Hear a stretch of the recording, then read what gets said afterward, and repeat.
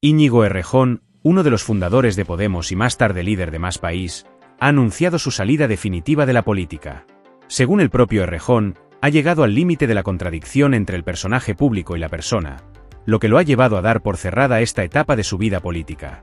Esta decisión pone fin a una carrera que comenzó con grandes expectativas de cambio dentro de la izquierda española, pero que, con el tiempo, ha ido perdiendo relevancia y peso en el escenario político. Este es un claro ejemplo de la crisis interna que sufre la izquierda en España.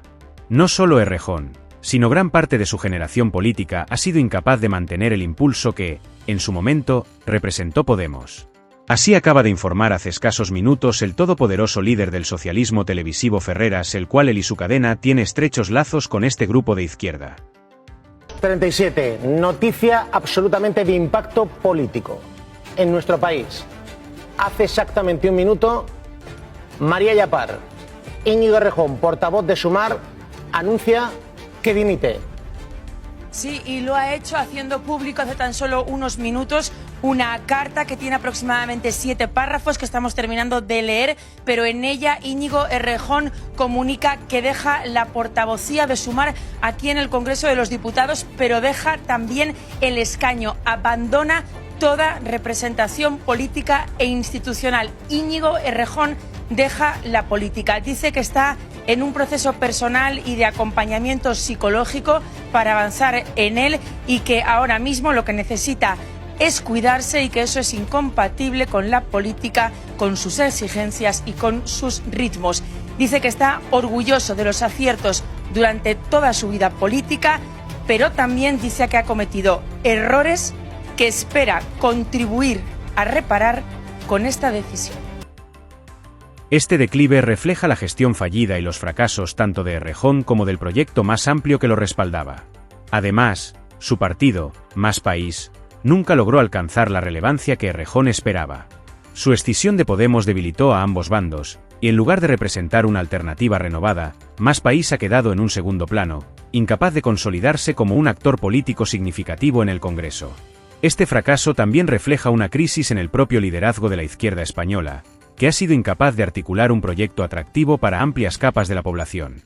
Esta situación ha dejado espacio para que fuerzas como Sumar o el PSOE dominen la escena, mientras Podemos y Más País se desinflan. Sin embargo, con Errejón fuera, queda por ver cómo evolucionarán las dinámicas de la izquierda española y quién tomará el relevo en esta etapa de transición. Personaje controvertido que ha marcado la política de los últimos años en España, Íñigo Errejón.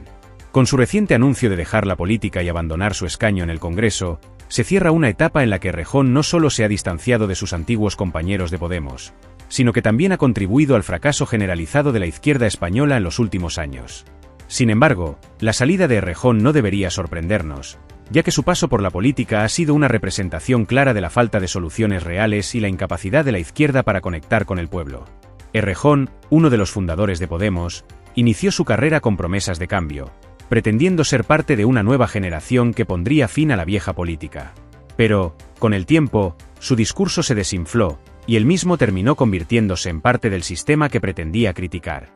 Se distanció de Podemos en 2019 para crear su propio partido, Más País, una decisión que demostró su incapacidad de liderar un proyecto político cohesionado. ¿El resultado? Fragmentación dentro de la izquierda y una falta de poder real en el Congreso. Su salida de la política parece ser más una huida que una despedida digna, un reconocimiento de que no ha logrado alcanzar el impacto que prometió cuando se postuló como una alternativa a la vieja guardia. Pero este caso de fracaso no es solo individual. La trayectoria de Errejón también es un reflejo del declive de la izquierda española en general. La coalición que Errejón fundó con Podemos, nacida del movimiento de los indignados, llegó con promesas de cambiar el país, de enfrentarse los poderes establecidos y de representar al ciudadano de a pie. Sin embargo, esa promesa se fue diluyendo con el tiempo, y sus líderes demostraron que no estaban capacitados para gestionar un proyecto político a gran escala.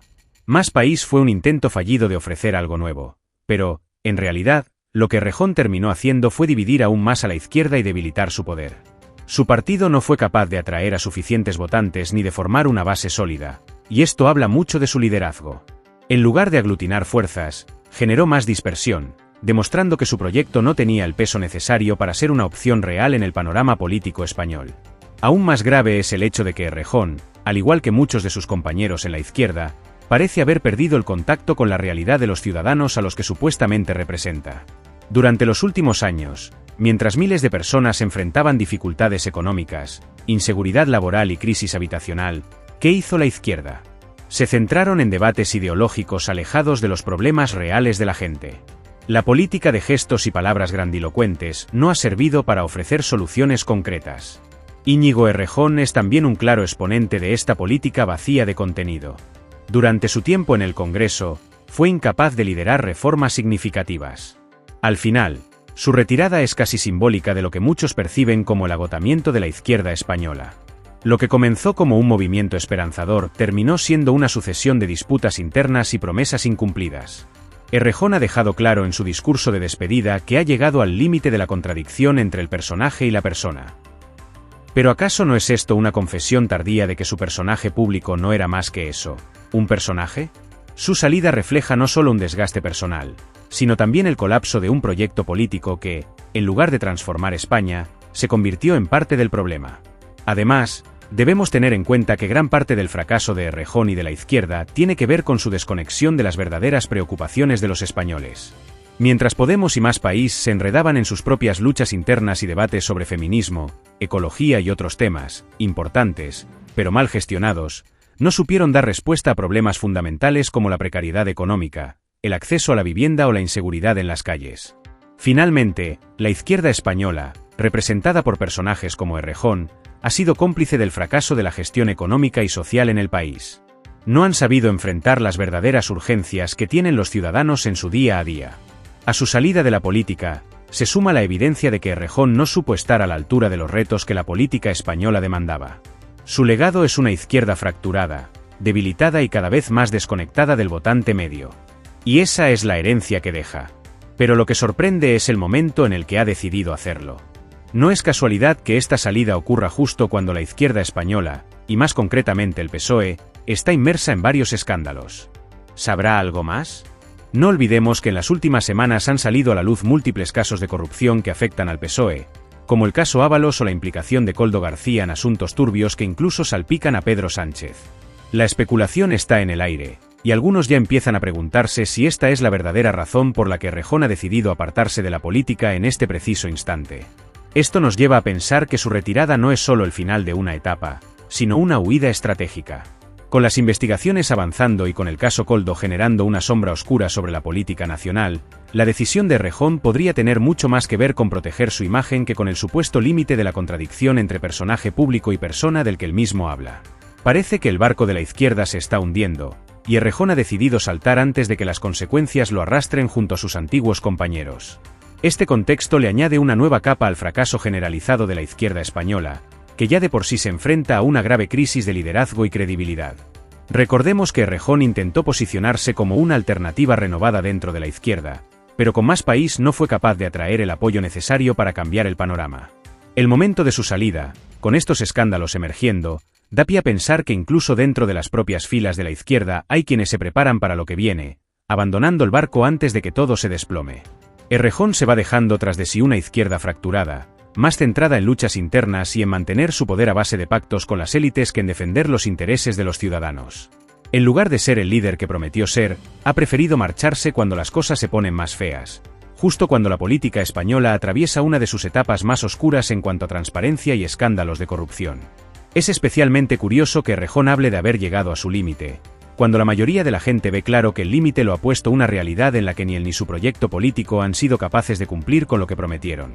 Y ahora, con el escándalo del PSOE y los nombres de Ábalos, Koldo y las sombras de corrupción rondando a Sánchez, la retirada de Errejón parece más bien una maniobra preventiva. Esto nos deja con una izquierda que ha fracasado en dar respuestas reales a los problemas de los españoles, que sigue más interesada en mantener su poder a base de maniobras y pactos turbios, y que ha dejado de representar los intereses de la gente. Así se cierra una etapa en la que Errejón no solo fracasa como político, sino que también se une al largo listado de aquellos que han preferido escapar antes que enfrentarse a la verdad. Mientras tanto, los ciudadanos seguimos esperando respuestas a los verdaderos problemas que nos afectan, como la crisis económica, el paro, la precariedad, la falta de vivienda y un largo etcétera.